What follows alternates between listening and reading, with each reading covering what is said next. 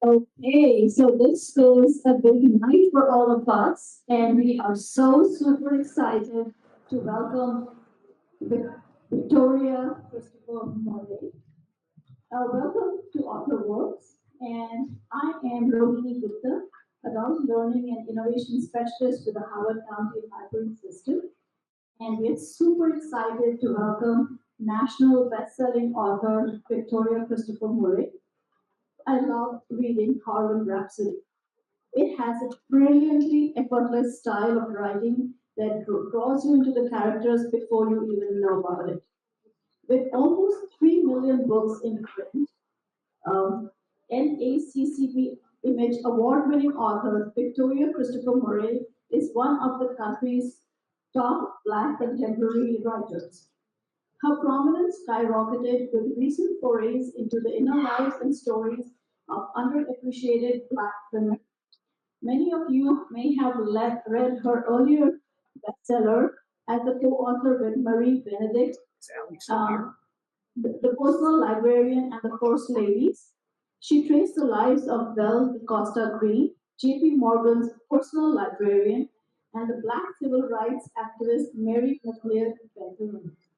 Before we dive into this fascinating talk, please do make a note of the exits that we have, the two that you enter through, and on both sides. Books are available for purchase, and Victoria will be signing books after the event. I would also like to extend a warm welcome to the members and guests of the Columbia MD Alumni Chapter of Delta Sigma Theta Sorority. This public service organization has been serving Howard County since 1971. Under the leadership of the chapter president Eugenia D. Woodson, the chapter continues its path of advocacy and program development to meet the needs of the community. Our partnership for this Author Works program tonight reflects Delta Sigma Theta's national commitment to arts and letters. And did you want to present something for Victoria? And if you can have a really loud round of applause to welcome Victoria.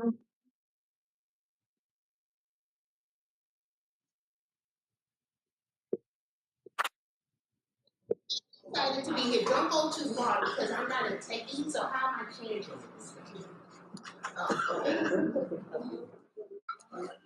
Because I don't want to like make something explode in the middle of my presentation. So I just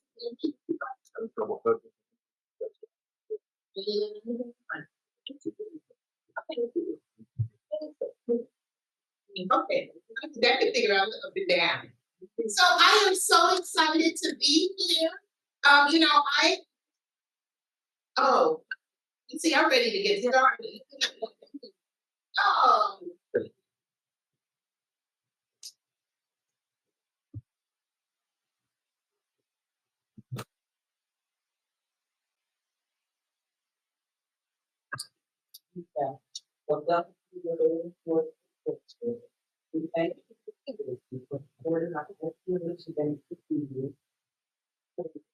you.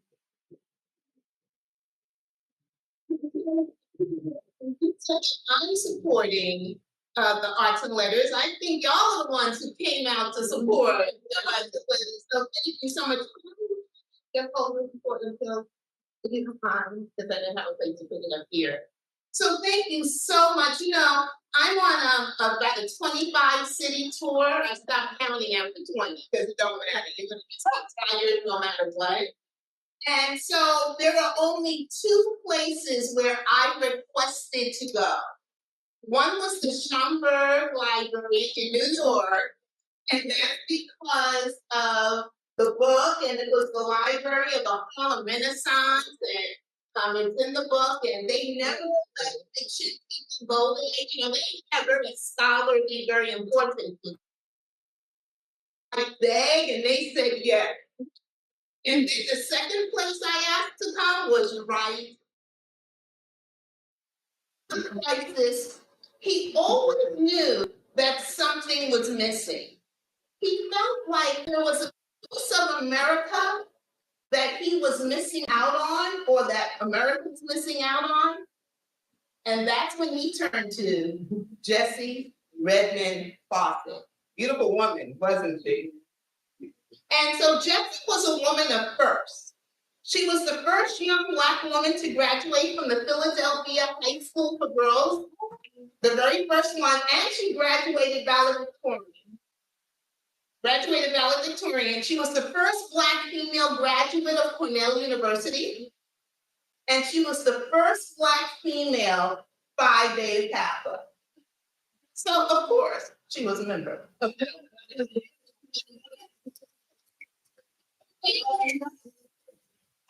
that wasn't when after graduating from college, she began teaching at the prestigious Dunbar High School in Washington, D.C. But while she loved teaching, she had a passion for writing. And she always dreamed that one day she was going to write that great American novel. But in the meantime, she wrote for the Crisis magazine. And that's when W.E.B. Du Bois decided to bring her to New York so that she would be the literary editor of the Crisis magazine. The first literary editor ever. There was not one before. Now, let's talk about this party a little bit. There are some people who say that in order to be the literary editor,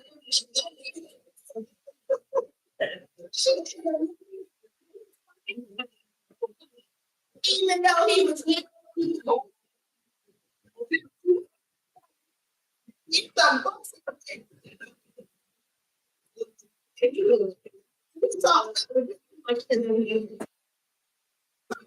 The real story.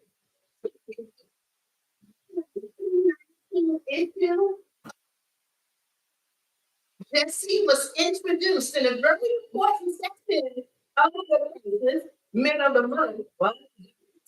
Introduced as the new literary editor of the Crisis magazine. What's the issue with this?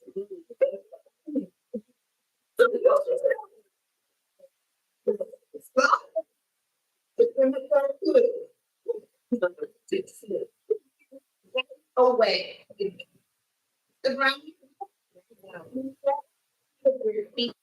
began writing this book. The Brown's book was the, and really, since I know Ebony Jr. tried to do it, but the only national magazine for Black children.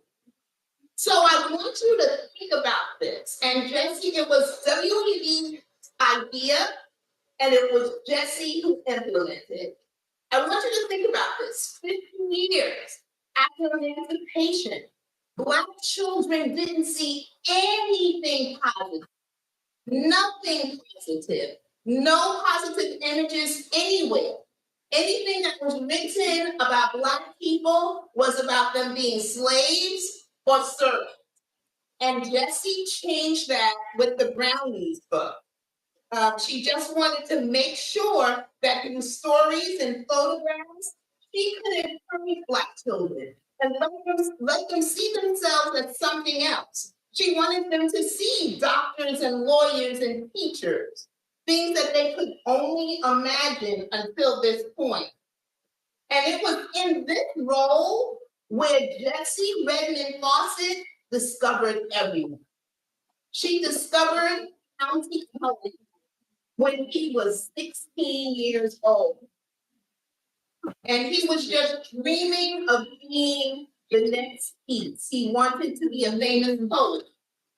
She discovered a very young, 19 years. He was only 19 years old, and she is the one who encouraged him to write. He reached out to her to just get his picture. He just wanted to get his picture in the newspaper, magazine. And she said, I think you're a writer. And so Alice Zora did all of that. She discovered Gene Toomer. Now she actually, his new name was Eugene. He changed it to, you know what I mean? But he changed his name to be a writer to Jean Toomer. She taught him at Dunbar High School. So that's where she knew him from. And when he came to New York to write, she became his mentor. And when I say that she discovered them, she edited, she mentored, and she published them before anybody else. So she also published, and Nella Larson. And even in the book, you'll see the book that Nella is working on during that time. And then there were others who had been published, but their career blew up. Boston. And so you recognize those things. And all of that happened. All of them became known. All of them rose as literary legends because of Jessie Redmon Fauset. And then in 1924, at a launch party, she actually accomplished her dream, her greatest goal. She published her first novel. And her first novel was called There Is Confusion. Now, may or may not have something to do with W.E.B. Du Bois, but there's something you can find out about it. And this is what's so interesting about this novel. This was the first novel written by a Black woman about the Black middle class. And the thing that makes me, I'm going to say sad, but I question myself a little bit, is for 28 years I've been writing books about the Black middle class. And I never asked myself who was the first one. That should have been a question I should have been curious enough to ask. And so it makes me feel bad sometimes because I should have known about Jessie a long, long time ago, since I stand on her shoulders. And so she wrote this novel, and it was actually where she got a lot of great acclaim as well, because it was the first of its kind. And it wasn't until this novel came out at her launch party that they declared this was the beginning of the new Negro movement that we call the Harlem Renaissance.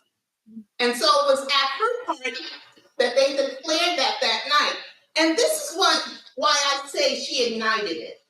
It only started because of her book, right? Mm. But it would not have continued if there were no authors to follow. And so over the next few years, 40 books were published by Black authors. And guess who they were? Everyone that she had trained. Jean Toomer's book came out in 1923 called Cain. Langston Hughes, his first book came out called The Weary Blues. Kelsey Cullen's book called Color came out. And then Nella Larson's book Quicksand, which she's writing inside the novel. So you see, now I can't mention Nella Larson without mentioning, right? Because we all know that book. And that book, which has recently become a movie, would not have been written without Jessie Redmon Fauset. And there were other books by Harlem. And then over the years, as I mentioned, over 40 different books were published by Black authors. So she began the movement that continues through today. And I always tell people that the books you're reading, all of the books you're reading happened because of Jessie Redmon Fauset. It's amazing to me. Now, this is a picture of our Zora that hangs today in the National Portrait Gallery. And you just have to go there. So I didn't just stumble upon it one day. Seriously, I just went down there and see Michelle Obama.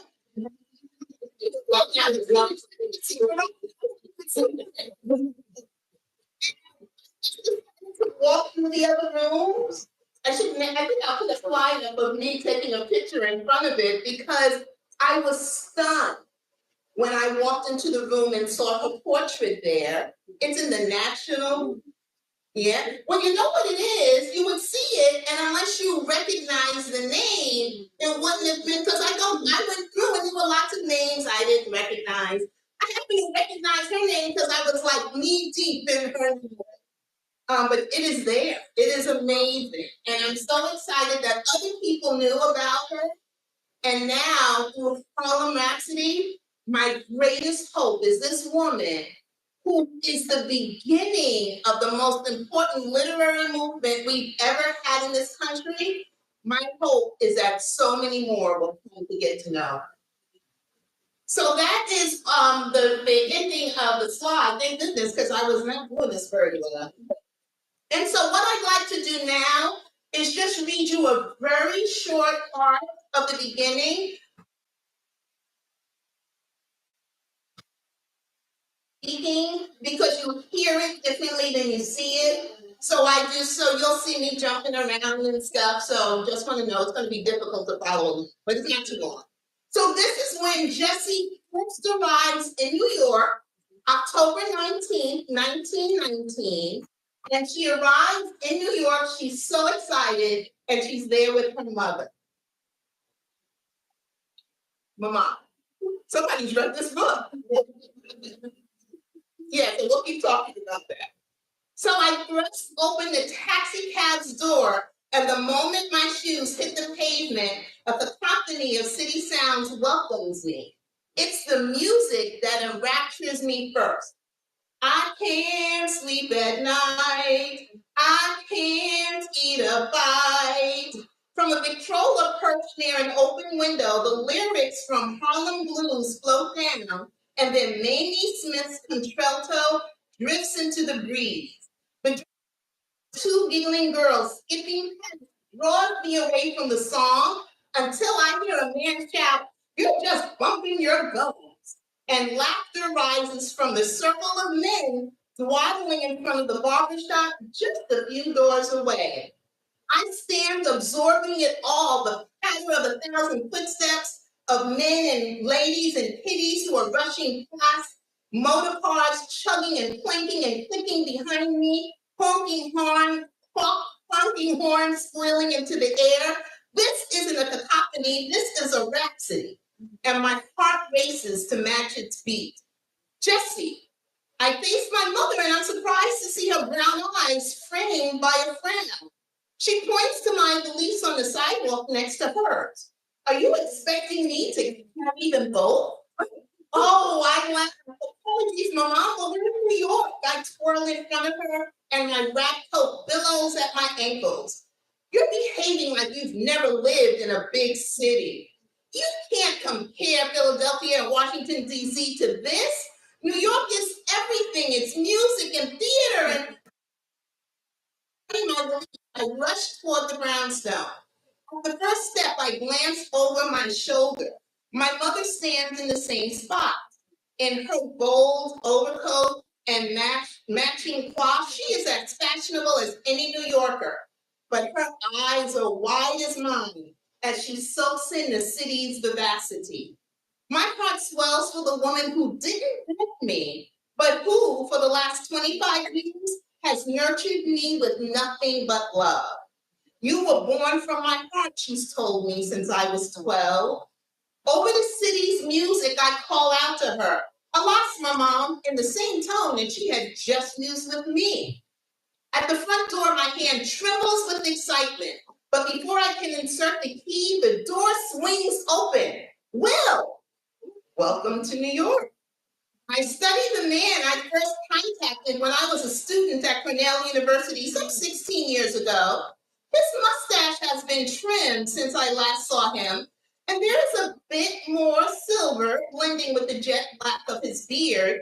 As always, he is dressed impeccably in one of those brown three-piece suits. Tonight, however, he wears a more formal bow tie rather than the neckties that I know he prefers. The twinkle in his eyes draw me closer. However, just as I reach for him, I remember my mother. So quickly. Well, that is the effect of W.E.B. Du Bois. Its mere presence emits a magnetic force that is difficult for me to resist. This is just a reminder that now that I'm living in New York, I must be measured in my action. This will be different from seeing Will on his occasional stopovers in Washington, D.C. I shift so that my mother can enter the apartment, but she doesn't take a single step. She expects an introduction. Mom, allow me to present Dr. William Du Bois. Mrs. Fauset, it is my absolute pleasure to finally make your acquaintance. He takes her valise. Your mother's smile has vanished. She steps over the threshold and greets Will with nothing more than a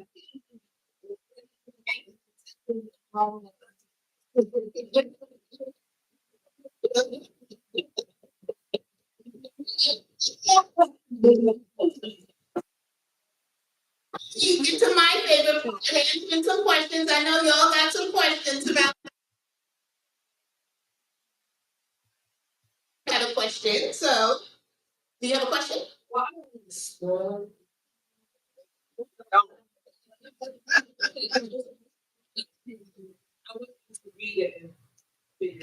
Okay, so can you ask a question without spoiling it to see if I can answer it without spoiling it? Okay. You're not gonna want to know what you want to know. Okay. Yeah. So I had a question, and it was about your research because in the book, uh, you've got so much of everyday information about Jessie, for example, when she starts working and all of those boxes come up. Did you actually find those kind of details and information? Yes, so my research, I spent probably about 3 months doing nothing else but reading about Jessie and W.E.B. Du Bois. I found more information about him and her, and whenever he was mentioned, she was mentioned more than his wife. So that was my first clue.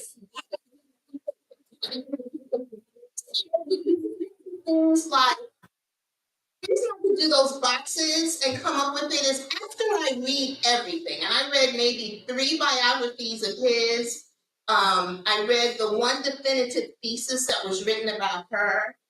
I read every issue of the Crisis magazine from October 1990 to September 1925. That was when she was there. So then I knew what she was thinking about and what was important to her and what was happening. But the reason I could do something like the boxes and details like that is that it was only W.E.B. and Augustus who was running it. There was no way they weren't organized until she got there. So I could pull up things like that. But every single scene is anchored in history. So I know something like that happened. Thank you. Yeah. You mentioned that every time you saw W.E.B. voice and you need some Jessie's name. So when you finally clicked, did your research begin knowing that there was something, or did you discover it? And when you discovered it, what was your reaction? That's a great question. Did everybody hear a question? What was my reaction when I found that out? So when I first saw it, then I read the biography, the Pulitzer Prize winning biography from David Lewis about W.E.B. Du Bois. And in there, he talks about all the women that W.E.B. Du Bois had. And he makes a distinction with Jessie Redmon Fauset. He said that she and W.E.B. were star-crossed lovers. That's very specific, isn't it? Star-crossed lovers. The only place I'd ever heard that term was with Romeo and Juliet. So that's how I could build it out. And then he said they had a parallel marriage. I didn't know what that meant. I ain't never heard no story about that, so I didn't know what to do. But it was interesting because Abby Phillip interviewed me for the launch party for this book, and she said she knew exactly exactly what it was. She said they were in an affair for 14 years. She said that's longer than most marriages. You know, so that's where she got. Let me make this clear. I would have never written that they had an affair unless I knew they had an affair, because that kind of thing changes a person's character. And so I had the biography, and then I had some letters, and the one letter that I talk about in the author's the was a letter that he wrote to his dearest Jessie. And he said, I drove by your house last night and I saw the light on and I wanted to come inside. That's not a letter that you write to your coworker.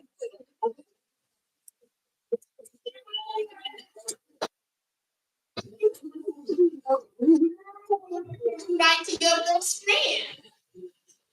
And so I would have never ever done that because of who he was. But you asked, how did I feel when I found out? I was like, oh my God, I cannot do this. She was a member of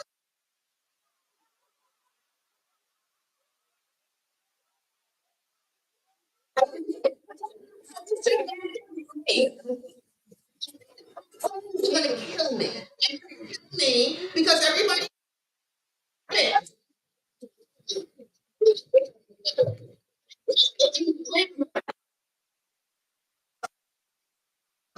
without the affair.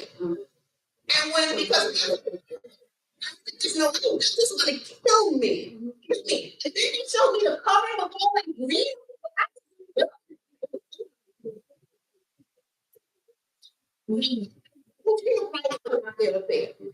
Because this is not the central point of the book to me. Although there are people who read it and that's what they take away, and I think all read with our own experiences and everything. It wasn't the central point to me. The central point was how she started the Harlem Renaissance. But when I tried to write it without there were plot holes. Even how she came to New York, I would have had to make that up. Her novel, her first novel, back to him. I would have had to make up. She named it There is Confusion because of the two of them. So I would have left all of that out. And then y'all would have been saying, you know, Victoria knew they had the affair. She just didn't want to say it because she didn't know, because she knew they had the affair. So what I tried to do, even when I was writing pure fiction, what I tell the truth. And to say the truth of the character. And the truth of these two characters was that they were extraordinary people. But they started out ordinary. They were just ordinary people doing an ordinary thing. And then what made them so different was the extraordinary things they were doing. So while they were having an affair, she was discovering county color. While they were having an affair, she encouraged Langston Hughes to become a writer. While they were having an affair, she put together the Browning book, that magazine that should have stayed, but she didn't have a community. While they were having an affair, she helped feelings of not feeling adequate with the Harlem elite. She was doing all of these extraordinary things while having an affair. And the only thing I will ask everybody to do is read it. Read it as if it was 100 years ago, because it was. Because if you read it with today's eyes, you're going to throw the book across the room and you're going to destroy that beautiful cover. So don't before women could vote. Remember, this is before women could get an apartment on their own. Remember, they didn't even have financial accounts. It's something just to imagine. But this is what these women were living with. And when you say, well, why didn't his wife divorce him? Well, what's she gonna do? Because he couldn't get an apartment. Women didn't even have careers. So when you read about our Zora, she was a woman of her time. She was, and he was 14 years older.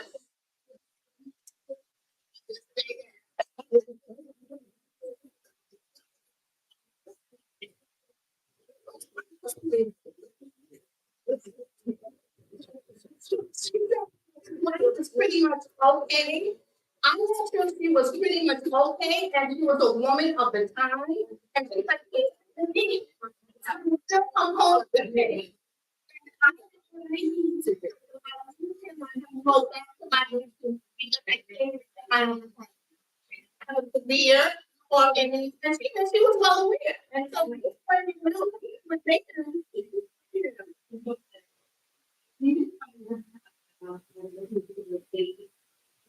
Yes, yes, yes. So did you must have read the book? Okay.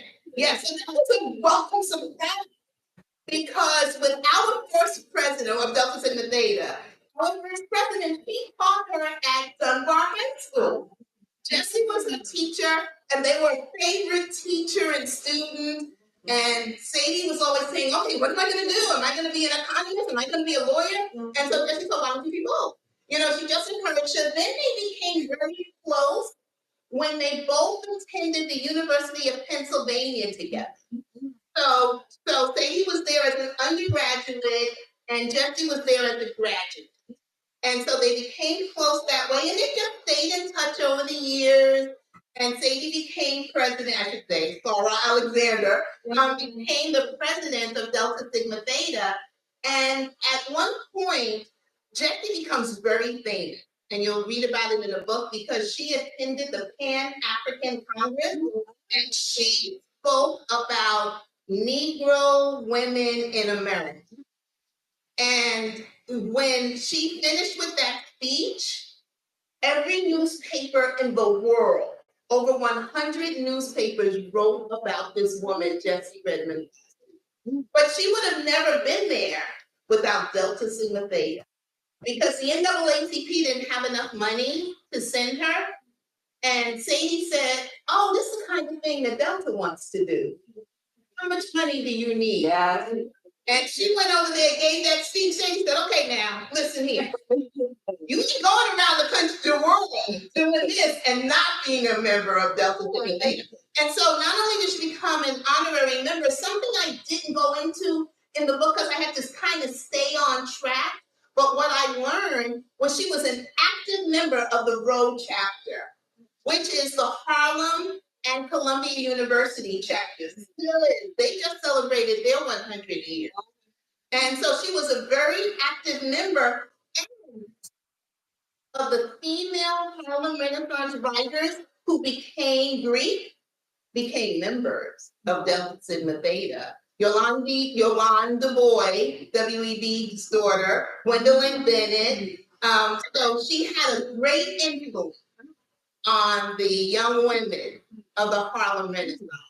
And if it wasn't for our president, she would have never been able to go over to Brussels, where even people in Africa were writing stories about her. That's how good the speech was. Yeah. Hi, how are you? Hi, how are you? I'm wonderful. I'm so excited to be here. I read so many of your books, and I was really excited once you see the historical fiction genre because it's my favorite. And so one of the things that I noticed is that you tend to choose a lot of obscure individuals to write about. Like I've never heard of her. I wasn't aware about Mr. Black. Rare and sorry. J.B. Morgan. Yeah, J.B. Morgan. I never knew anything about them. So I wanted to know, how do you go about choosing such topics? How do you make that decision, and what makes you choose people that some of us probably never heard of? So many of us have been hidden in history. Is a history of race. Yeah. And so I have to go now. I'll go be one. Yes. I'm looking for those stories that are untold. Jessie Redmon Fauset started the Harlem Renaissance. Never heard of it. And I was always under the impression it was Langston. It was county. It was. I never said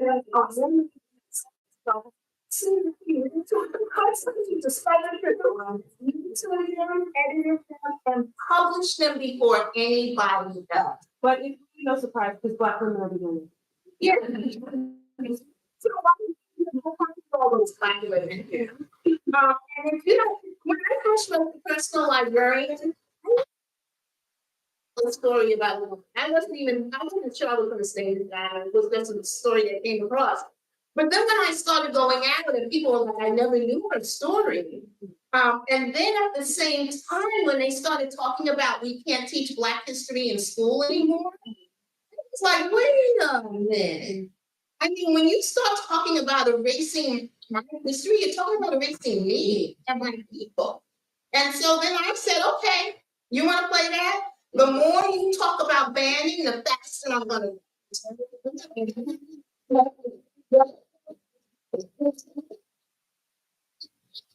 For those obscure people who did big things. Because this is no little thing that this woman, this is no little thing. So I'm looking for them. I want you to say, I didn't know that. And you're gonna say that because when I find them, I was like, I didn't know that. And so I said it first. Thank you. Thank you. Sorry, Kim. So I'll piggyback on what you said about, I love history. I mean, I can't absorb enough. And we were in that earlier talking about Langston Hughes.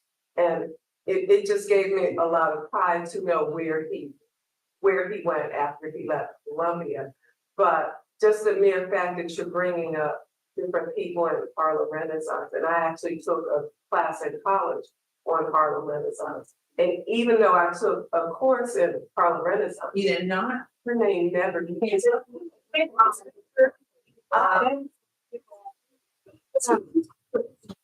Teaching the Harlem Renaissance. It was all about the men. We have to go in the basement of Langston Hughes Memorial Library at Lincoln and read the articles about all of these people. And again, the professor took so much pride in Harlem Renaissance, but he only talked about it. So thank you for bringing not just our Zora, but other women to light. Thank you for that. And you know what's so interesting about that? I believe her erasure began right when she was because the night of her launch party that launched the Harlem Renaissance, Charles Johnson of the Opportunity magazine, which is also a big magazine. By the way, little fun fact, Charles Johnson, who when you read this book, you're gonna go down all kinds of rabbit holes. I'm sorry, not sorry. Charles Johnson, who was a very famous person, editor of the Opportunity magazine, first Black president of Fisk University. He is also the grandfather of Jay Johnson, the Black man who was the head of Homeland Security under. So that's kind of fun. It's like that to discover. But I believe it was Charles Johnson who, after he said, you know what? This is the book that Black people have been waiting for. Before this book, it was always about Black servants and Black slaves. And now he said, I see myself in this book. And we need to have a big party celebrating Jessie Redmon Fauset. We need to do that. And so they had this big party, but they forgot about Jessie. And they called up all the men to talk about their work. And they called her a Black. And she was livid. She was livid. In fact, if you look up the March 21st, 2024 issue of the New York Times, they did an article on Jessie Redmon Fauset and the launch of her party for just last year, because that was the 100th anniversary of the start of the Harlem Renaissance. And the first line says, Jessie Redmon Fauset sat there and wondered how this party had been stolen. And so it began then, I believe. And Langston was one of the only people who constantly recognized Jessie. Constant. He appreciated her. He called her the literary midwife of the Harlem Renaissance. He was one who recognized her. So I appreciate him for that. So, yes, ma'am. Hello. Yeah. But I feel as though majority of my generation, we don't really read that much. So I guess what is your advice or call to action for us to remain informed in a time where not only are we not reading as much, but things are being taken away from us? Is it conversation? Is it research? Is it? Yeah, good question. It is conversation. I think one of the things that I ask everyone to do, because almost every Zora at the end of the question says to me, "What's our call to action, Zora? What do you need?"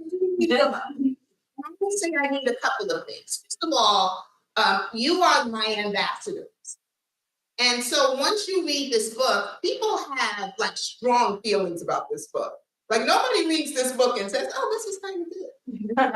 Walk away feeling, right? They have strong feelings. And I think it's because I'm making research and then you're like, you can't believe you didn't know. And so the feelings that y'all have, I had first when I was writing it. So I ask everybody as my ambassador to just tell 5 people. Just tell 5 people about this book. Because I think Elin Harris was the one who told me, please get out an African village. One village reads the book and then they beat the drum. And then it goes to the next village and it beats the drum. And it's really interesting because Black books sell differently than white books. White books sell, you come out of the gate, they sell 100,000 books right away. Black people will sell it over the course of a year. Because so I will need you to help me spread that word. And then something that I just learned after 28 years in this business, reviews are important. I never knew that. It changes the algorithms, and so whether you do it on Amazon or Goodreads, it's very important to me. And then I always tell people, talk to one young person about this. Just one. Just get them curious enough. I try to make it interesting because I think people don't read because things don't interest them. They don't see themselves enough. They can't relate to it enough. But I did a book signing at one of the airport bookstores, and a couple of young white kids came by, and they were like, "Oh, is this going to be interesting?" And so they said, "Oh, I'm interested in the Harlem Renaissance." And then I said, "Well, have you ever heard of W.E.B. Du Bois?" And they were like, "Yeah." And I said, so he's in this book, and he's kind of involved. 3 books. I told 3 books for 3 20-year-olds. Like, 12 years in that. So if everybody does that, I try to write it to interest everybody. But I think it's going to be important for us to go back to reading because as they take it away, it'll be easier for them to take it away if we're not reading. Right. And so we can't let them take it away. I'm not kidding. We can't. Thank you. Yes. Can you please speak to your? Okay. I know you spent a lot of time researching, but Okay, so I do with historical fiction because when I was writing fiction, I didn't have to worry about all the research. Although I did some, I would, look up restaurants and things like that. So I do spend a lot of time doing research, but then I sit down to write. Now, if my editor was here, I would say, I write every day from 9 to 5. And I do. So she's not here. I hope she's not on live stream. I do write every day, but especially in the beginning of the book, when I don't feel confident in when I'm first starting to write the book because I don't know the characters well. And I always say when I'm teaching writing that the longer you spend with a person, with a character, it's like a friend, the more you get to know them. So in the beginning, I find myself, getting up. I have an office at home where I just write. And I find myself getting up and ready to write. Then I got to check Facebook. Then I go back to writing and check Instagram. Again, check Facebook about Instagram. Then I go back to writing. Then I got to open up my email. So I'm saying that all to say there isn't a set process for me. And that's why usually I'm down to the wire. And then I'm writing 16 hours a day. It's just that I feel like I'm better under pressure. But I do write every single day. Even I don't care where I'm at on vacation. I was writing this book while I was in South Africa. We were on safari, and my sister's like, "Are you really kidding me? Like, you need to put away the iPad just for a minute." I'm like, "No, I got it right now. It's flowing." So I write every day. I write every day. And people always ask, well, what inspires me? You know, how do I get that going? I'm inspired because I've developed this great relationship with food and shelter.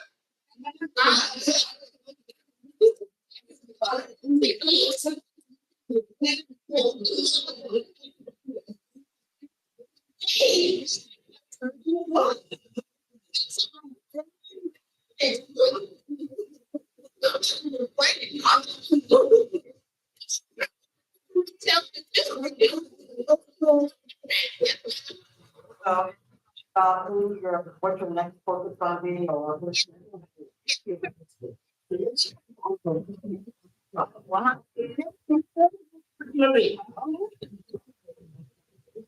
So something different. It's so afraid something I believe that stuff. But because about me,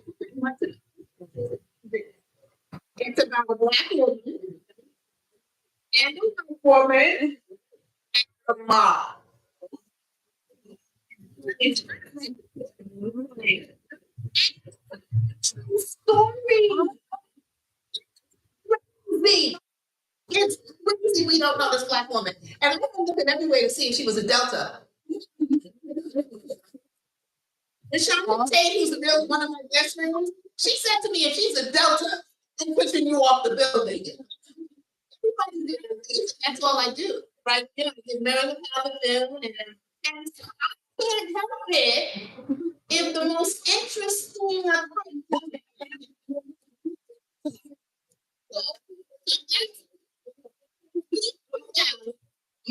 next solo book I just discovered. Everybody here has heard of Stag Harbor? Two black women put together, sad. Yes, like two sisters. No way, right?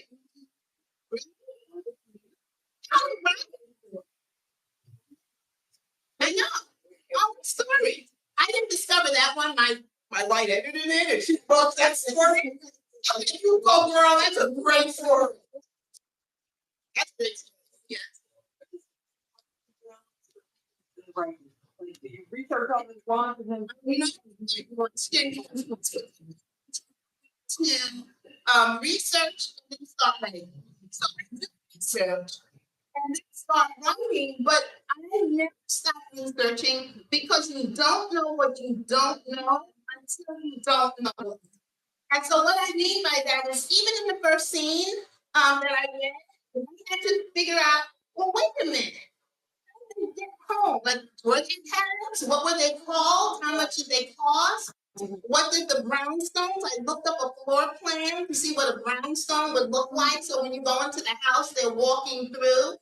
I looked up what were bathrooms called because I wanted to make sure, and they were all water closets. So that kind of research I can't do until I start writing. Because that. I looked up the kind of fashions they would wear. I remembered that, but then in one scene, I have her straightening the seams of her stockings because I had to remember, they didn't have pantyhose. They look like, the things of that. So the research never ends. Never ends.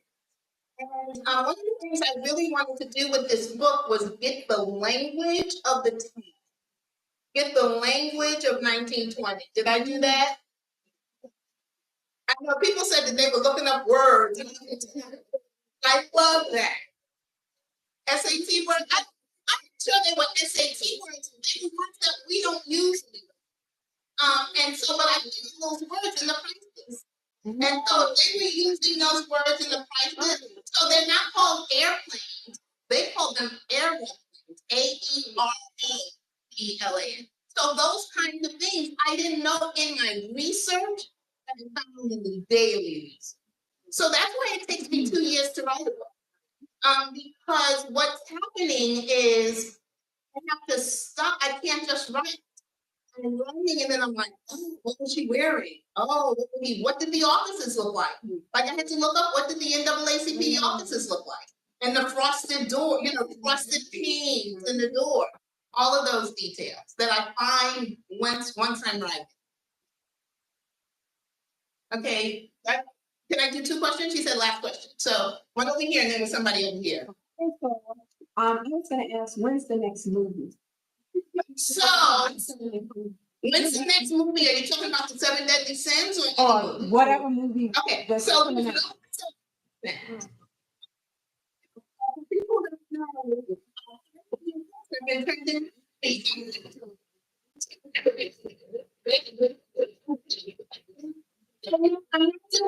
still gonna be called the 7 Deadly Sins, but there's only 5 of them. Because who wants to read a book about sloth? Like that's lazy. So for 300 pages, she'd be sitting on the couch. So I'm not gonna do that. Al Roker has optioned the personal librarian to become a manager. We'll see the creative director, but those things take forever. And somebody said to me on social media today, Victoria, you should make this into a movie. And I said, well, if I had 20 million spare, I could. But if you do, so it has nothing to do with me. It has to do with somebody coming to me and saying, we want to turn your book into a movie.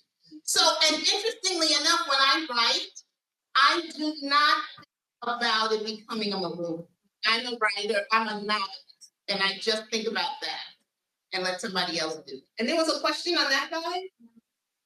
Oh, what was the next movie? Oh, y'all, so anybody in here got 20 minutes?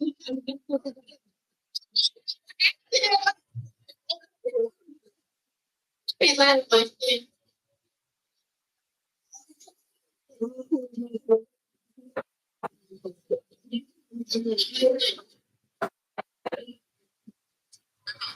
Because I found the book, of course, very educational, and hadn't heard of it ever either, but it was very juicy, and it was done very well, by the way.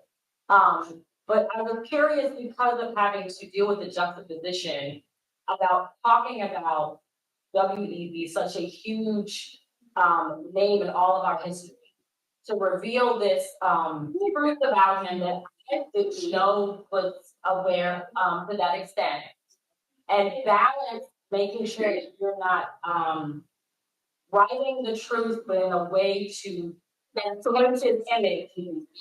Did you ever in your editing process, either as you were writing it in the middle, toward the end, or even after it was out and done, did you get any pushback, critical, people being critical about the fact that, you shouldn't have portrayed him in this way? I'm just very curious, particularly on his perspective, because he's a man, and it's a double standard. It's a double standard. I'm sure.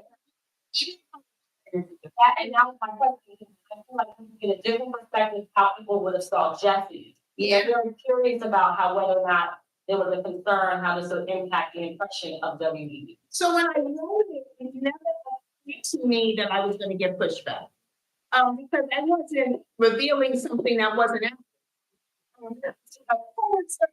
Is winning 2 Pulitzers for it. So I felt I could trust him, especially since when I found out his sources, which were interviews, people on the record, people off the record, totally trusted it. And then there were so many other articles. There were women describing his talents. Sean,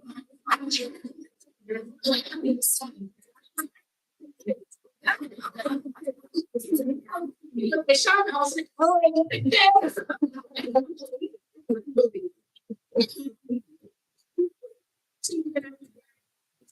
I didn't want it to be salacious. I didn't want it to be that way. I did keep out some things. I kept out all the other women because that wasn't Jessie's story. And it was his book, and I'm not writing his. So I kept that out. I also kept out the number of times they broke up because even I was getting sick of that. And so I did that. I had no idea it was a controversial book. It got pushback. It's the first book I've ever written where I've gotten pushback. Even so much so that Kwame Alexander wanted to recommend my book on NBC for Black History Month. And they were like, we love Victoria Hubbard's good, but no, we ain't going there. And they said that. Although my publicist doesn't believe that. They said that they don't check, fact check Donald Trump. They ain't checking you. So he thinks it was something else, maybe that I was going to do. Yeah, I got more pushback than I ever expected. I don't read reviews, period. Never have. Reviews are not for the authors, reviews are for readers.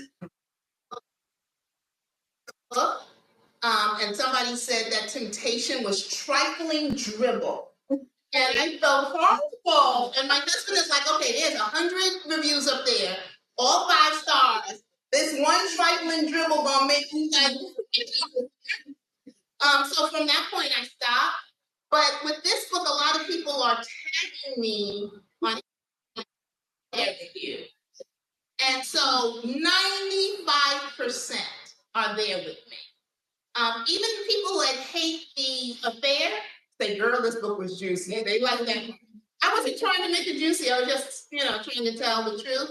But there's 5%. I've never had that before. People say, you shouldn't have said that about him. You shouldn't have told that about him. You shouldn't have. And I struggle with it myself, writing the historical notes. I struggled with it myself because I didn't want to do it. And she was a woman with flaws, and that's all I could do. That's all I could do. So I understand I'm going to sign some books for y'all now and take a couple of selfies. But first, can I take a selfie with all of y'all? Yes.